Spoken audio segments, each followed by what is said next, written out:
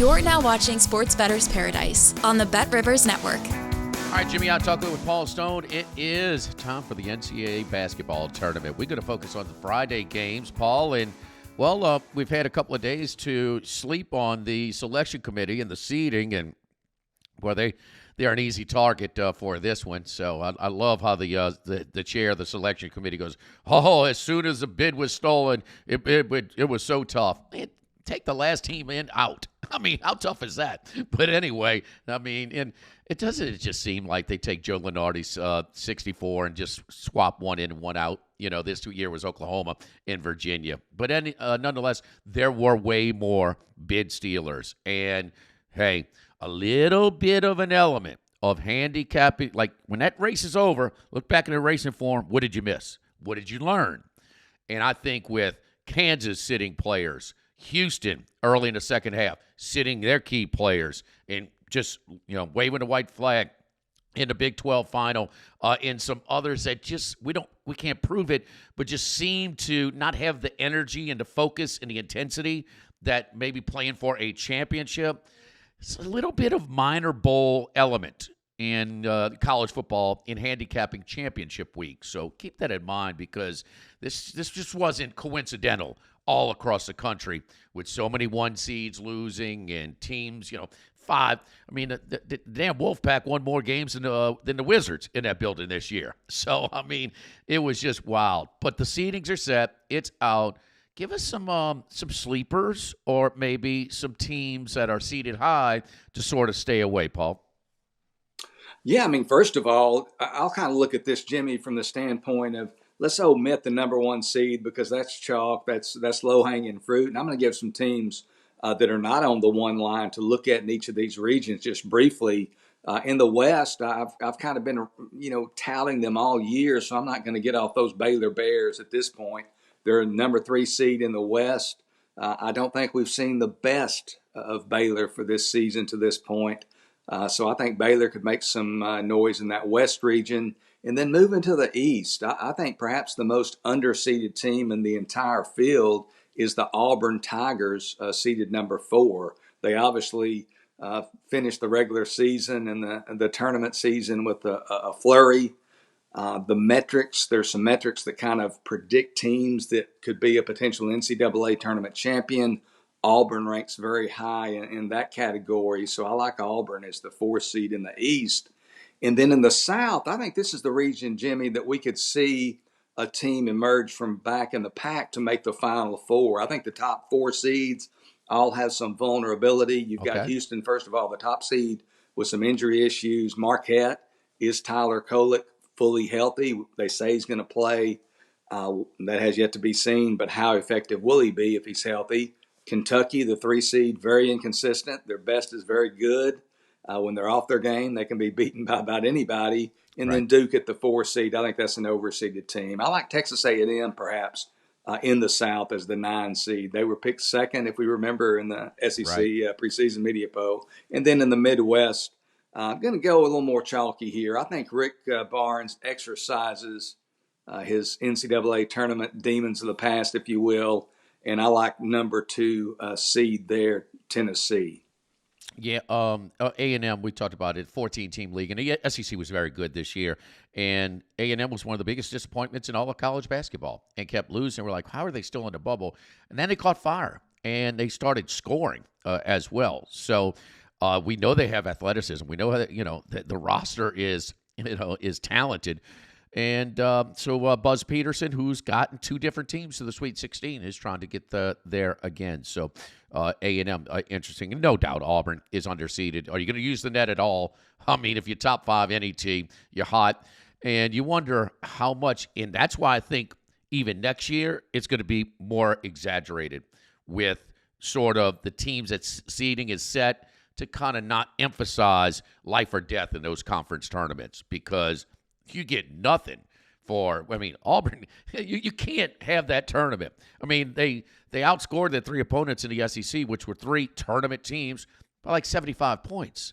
I mean, and they're still as a 4 seed in the clear overall number 1 UConn's bracket. So always easy to pick apart this the selection committee. Let's get to the games. We're going to go chronologically here on Friday games, and let's start with Battle of Guards. And, Paul, we talked about teams to watch.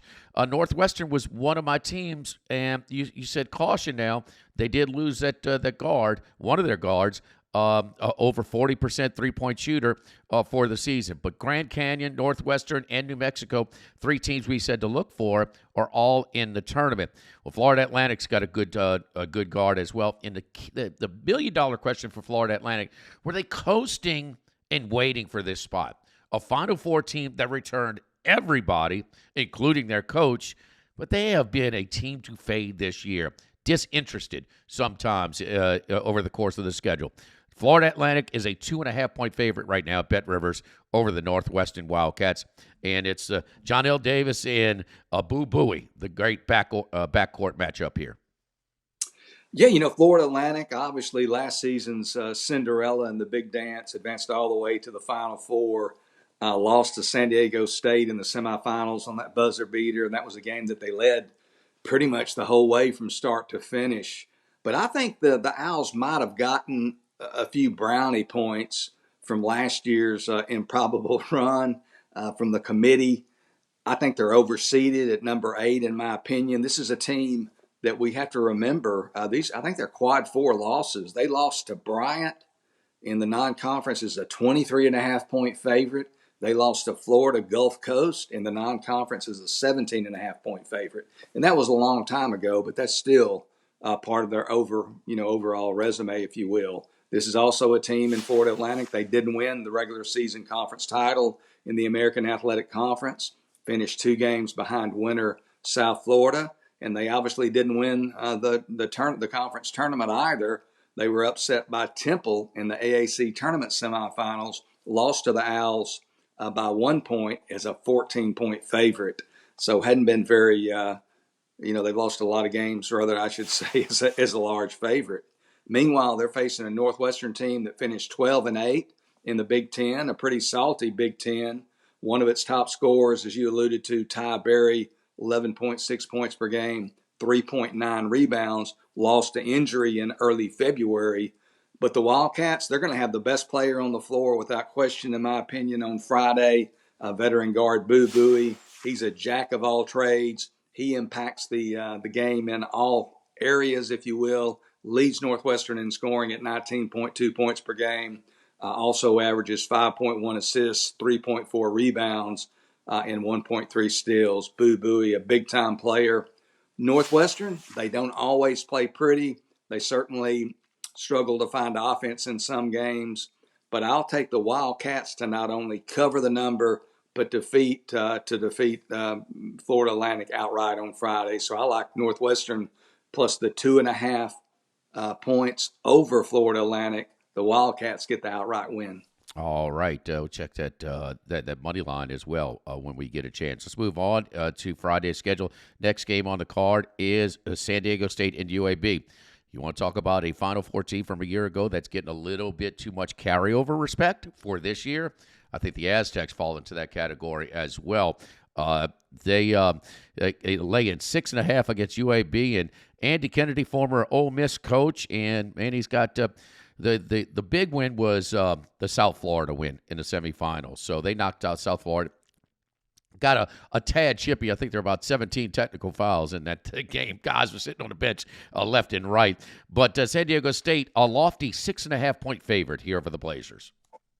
Yeah, I'm also obviously going to take a position, Jimmy, in this game against last year's other Cinderella team, San Diego State. And you pointed out the fact that much like Florida Atlantic, I think the Aztecs are just a little bit overvalued coming into the tournament this year. They're only 10-8 straight up in their last 18 games, have failed to cover 5 of their last 6 games when cast as the betting favorite. And of those 6 games, have lost 3 of those outright. Earlier this month, I think some listeners probably watched that. I think it was a game on Sunday. Watched that game at Memphis. UAB races out to the 22-point lead late in the first half. Yeah. And then they just completely run out of gas. lose to the Tigers 106-87. But since that loss, which could have been, devastating or at least some sort of a setback to their in-season goals, the Blazers have really been good. They've rebounded nicely. They've won and covered their past 5 games en route to winning the AAC tournament this past weekend in Fort Worth. UAB, important to point out because this is the role that they are in this Friday against San Diego State. UAB is the betting underdog when getting points, 11-2 against the spread. I think 6.5 points is just a tad too many. I like UAB plus the points over San Diego State. All right, the Blazers plus 6.5 over San Diego State. And keep in mind, those it's only 8 to 10 cents over at BetRivers if you want to buy that half a point to try and avoid that getting hooked in these games as well. Let's move on. A&M and Nebraska, the Trev Albert matchup. Hey, Trev Alberts leaves Nebraska to take an A&M AD job, and the committee puts them together in both the women's and the men's. I don't know. You figure it out. But anyway, here's Nebraska now.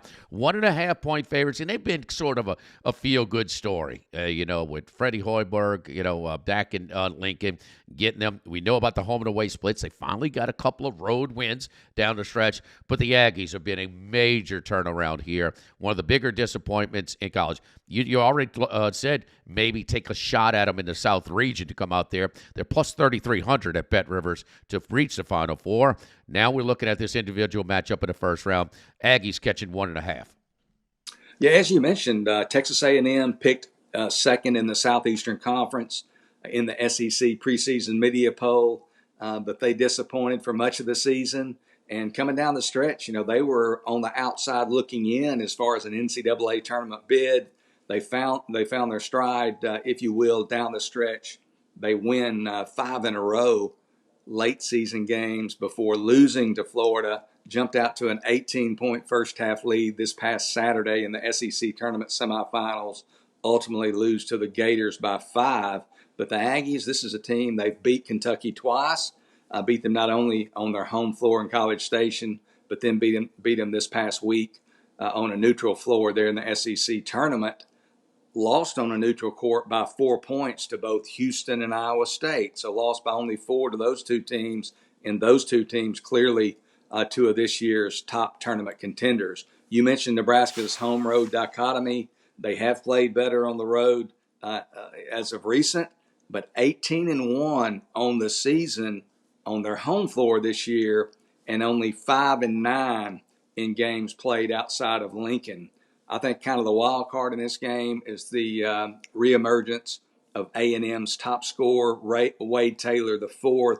He kind of endured a late season scoring slump, to put it mildly, got hot late in the year. He's coming off back-to-back big scoring games, scored 32 in the victory on Friday over Kentucky, scored 30 against Florida. So he's found his stroke. I like A&M plus the small points over the Cornhuskers. Yeah, they become way, way more explosive scoring the basketball for the Aggies. That's been the big jump for them. Much quicker tempo for a Buzz Peterson team. At his different stops, whether it's Marquette, Virginia Tech, or down at A&M, where they are comfortable, slowing the tempo. They're way more up and down the court than they used to be, and they're kind of a sleeper, an undervalued over team the last 6 to 8 games on this stretch.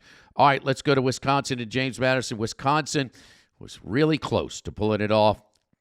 Had a double-digit lead in the second half against Illinois, and then Shannon went nuts for the Illini, that one. James Madison, is that the most wins in college basketball this year? I think it's 31. So the Dukes are in it. They avoided the tournament final against Appalachian State. They were upset by Arkansas State, and the Dukes routed the Red Wolves in the final. James Madison catching 5 right now at BetRivers against the Wisconsin Badgers. Yeah, James Madison, first of all, probably perhaps, I know they wanted a shot at him, but they lost Appalachian State, I believe, twice in the regular season. Didn't have to face them in the Sun Belt final, as you mentioned. But this James Madison team, a veteran team, as you said, they've won 31 games this year, 13 in a row, which is the nation's longest winning streak currently. They defeated a pretty good Arkansas State by 20 points in the Sun Belt's championship game. But overall, I mean, because of their conference primarily, JMU didn't play a particularly tough schedule overall. They did make some noise on the opening night of the season, though, way back on November 6th when they strolled into East Lansing, defeated Michigan State 79-76 in overtime. A Michigan State team that started the year, if you remember, ranked fourth in the nation. JMU getting 16.5 points in that game, again, wins 79-76 in overtime.